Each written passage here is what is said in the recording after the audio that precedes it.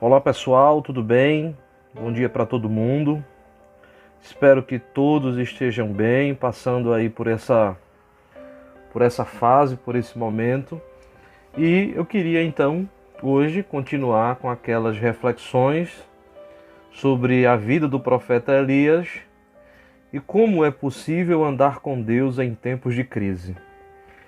Brevemente eu preciso apenas situar você naquilo que nós vínhamos falando do surgimento abrupto do profeta Elias, lá no capítulo 17 do primeiro livro de Reis, e nos é dito que as informações mínimas sobre Elias, que era um tesbita dos moradores de Gileade, uma região sem muita importância, agropastoril, e que esse homem é levantado por Deus desse lugar para confrontar o rei Acabe.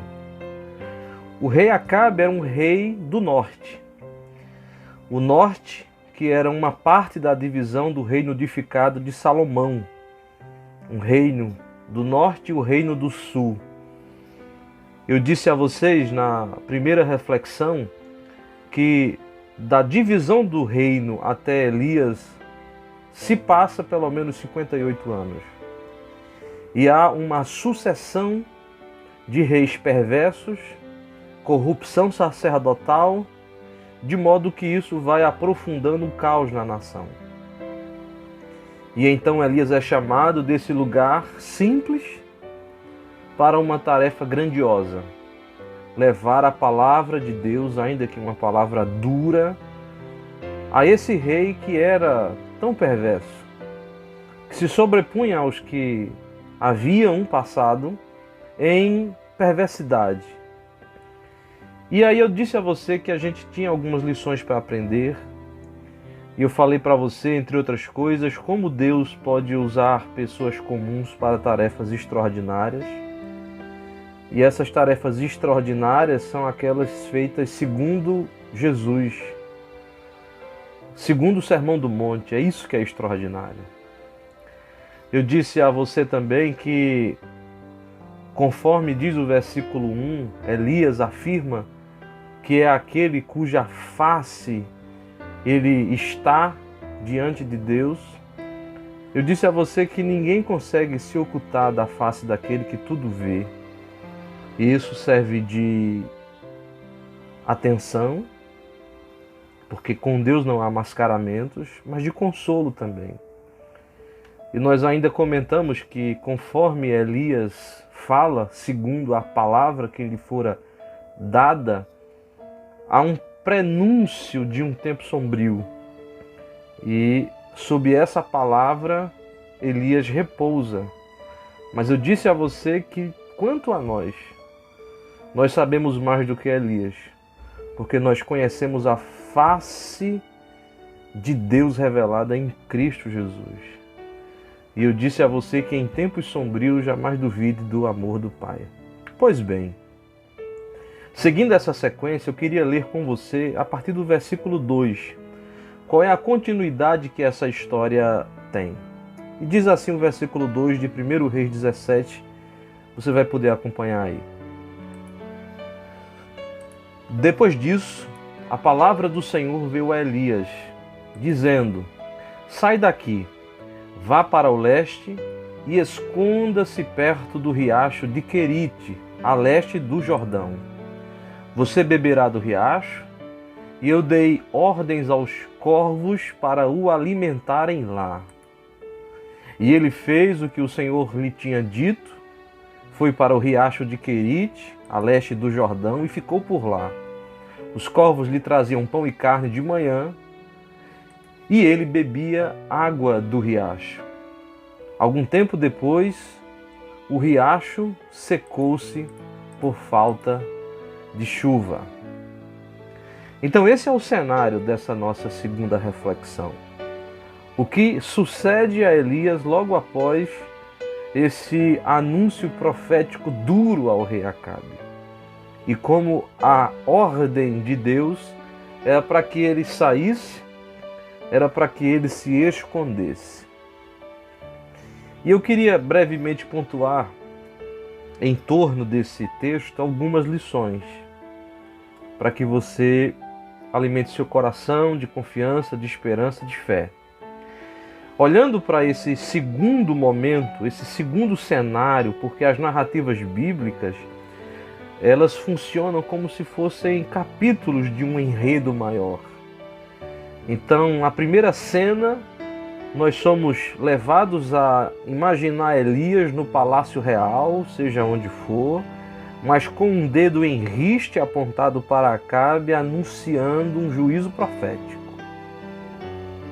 É como se nós virássemos agora a página e já encontrássemos um outro cenário, que é logo após disso, Elias sendo ordenado por Deus a fugir e a esconder-se sob a promessa de uma provisão. O que é que você pode aprender? O que é que nós podemos aprender? Eu quero pontuar também algumas coisas. Primeira delas, você precisa entender que a confiança em Deus não conflitua com atitudes de precaução. Eu vou repetir isso. A confiança em Deus não conflitua com atitudes de precaução. Você confia em Deus, isso é bom. Ele é a âncora da sua vida, isso é ótimo. Mas você precisa ter cuidados. Veja que coisa curiosa. Deus que levanta esse homem a anunciar um juízo de profético tão duro para um rei tão poderoso, é o mesmo Deus que diz a Elias agora, foge e te esconde. Porque é isso que está dito no texto. Sai daqui, vai para o leste e você vai se esconder próximo ao riacho do Querite, ao lado do Jordão. E esse é o momento de ficar em oculto. Nós somos muitas vezes provocados a tentar a Deus achando que porque você confessa ser filho de Deus, você pode tudo, você faz tudo. E não é verdade. Não se esqueça que o tentador deturpará as palavras da própria Escritura para nos tentar contra Deus. Confie em Deus, mas se precaveja naquilo que você precisa. Mas tenha precaução nas coisas que você deve ter precaução. É por isso que o ensino do Evangelho inteiro nos ensina isso. É por isso que a encarnação, o trato, o modo, a maneira de Jesus existir nos ensina isso. Ele era o Filho de Deus, todavia o anjo recomendou a José e Maria: fujam para o Egito e fiquem lá até segunda ordem. Às vezes é tempo da gente se precaver, não é tempo de barulho, às vezes é tempo de recolhimento, de confiança em Deus. Não é porque você vai acreditar que, de algum modo, isso diminua a sua fé, isso diminua a sua confiança. Pelo contrário, é que você faz parte de um enredo histórico e Deus não faz intervenções tolas, ainda que Ele seja o timoneiro dessa jornada histórica. Essa é a primeira coisa que eu queria que você guardasse. Segunda coisa, ainda indo nesse mesmo diapasão de que eu preciso ter atitudes de precaução, todavia eu preciso saber também que a providência de Deus, ela opera por meios que estão além da nossa compreensão. A providência de Deus opera por meios que estão além da nossa compreensão. Veja que coisa inusitada. Vai, te esconde, foge, mas em seguida o que é dito no texto é que Deus diz a Elias: você beberá do riacho, e eu dei ordens aos corvos para o alimentarem lá. Providência que está além da nossa compreensão. Escute bem, eu pergunto a você agora, no lugar onde você está, Você acredita que a providência de Deus lhe alcança de um modo muito além do que você pode pensar? Ou você é daqueles que tentam ensinar a Deus como Deus tem que agir? Ou você é daqueles que, para se sentir confiante, precisa de um roteiro, de um mapa detalhado? A providência de Deus nos chama a descansar e a confiar que Ele tem os seus caminhos na tormenta. Descanse, repouse, mas não repouse apenas o seu corpo, repouse a sua mente. Não fique tentando elaborar planos no momento em que você está totalmente sem o controle da situação. Elias bebeu água do riacho e os corvos lhe alimentaram. As providências divinas, elas podem surgir dos lugares inimagináveis que estão além da nossa compreensão. E eu queria terminar essa terceira parte dizendo a você que a terceira lição é que andar com Deus nesses tempos de crise é preciso que a gente descanse na graça divina que é suficiente para cada passo na jornada. Descanse na graça divina que é suficiente para cada passo na jornada. Eu acho tão interessante que diz o texto que Elias foi para o riacho, ficou por lá, os corvos lhe traziam pão e carne de manhã e tarde. Elias não teve um celeiro, era de manhã e tarde. E ele bebia a água do riacho. A graça divina, ela é suficiente a cada passo. Às vezes a gente quer que a graça nos garanta a jornada inteira.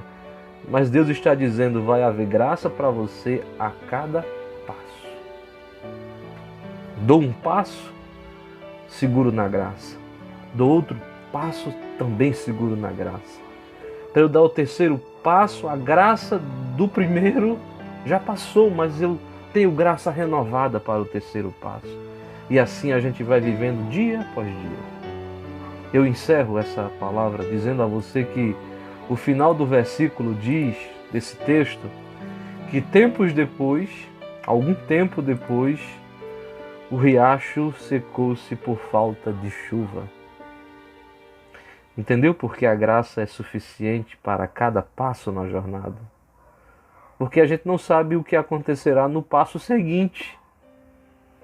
O rio pode secar, a provisão pode faltar, mas eu preciso dar o passo de fé como quem pisa no nada, acreditando que a graça haverá de ser chão para que eu firme bem os meus passos. Deus abençoe você, minha gente, vamos seguir firme, vai dar certo, passo a passo, graça sobre graça, um dia após o outro. E guarde isso que eu lhe falei nessa reflexão. A confiança em Deus não conflitua com as atitudes de precaução. Você precisa entender que a providência opera por meios que estão além da nossa compreensão e vá vivendo um dia após o outro, descansando na graça suficiente para cada passo. Deus abençoe você e vamos juntos. O que é que acontece depois que o riacho seca?